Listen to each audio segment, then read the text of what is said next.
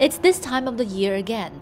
The city-state that is known for its gardens and tropical sunshine is now shrouded in gloomy haze and burning smell. The haze affecting Singapore and other Southeast Asian countries is mostly carried by wind from fires in Indonesia. The fires mostly started deliberately and illegally to clear forests for paper and palm oil production, are on track to match the worst ever year of 1997. Days of Singapore complaining about its neighbors' slash and burn practice have gone.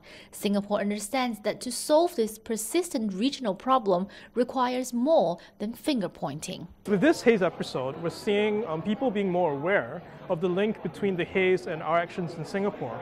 People are aware that consumer products in Singapore use pulp and paper, use palm oil, and we are buying the products. So that we need to have responsible purchasing.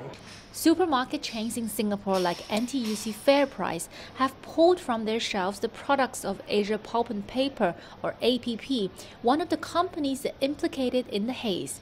In a historic move, banks in Singapore will incorporate sustainability issues into their lending and investment policies. This is a very new area for Singapore. It was previously we hadn't brought in finance to the picture. So the fact that Singaporeans and Singaporean firms, the private sector, are aware that financial institutions, the banks, the stock exchange, all have a role to play in sort of ensuring environmental sustainability across our region, and tying that back into stopping the haze or ending this persistent problem for the region. The haze has imposed significant costs on the region. Tourism, retail, and conferencing are affected.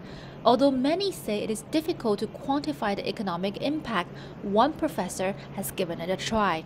So the 1997 haze was the worst haze that we had on record until now, and I think it cost the region about $4.5 billion US billion dollars.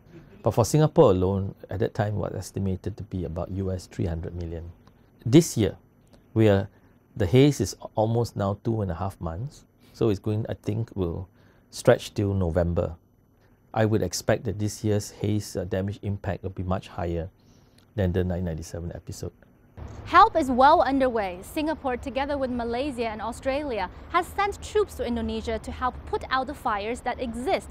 So can we stop the burning? Yes, probably. But the tough questions are, will this happen again next year? And how can we solve this problem in the long run?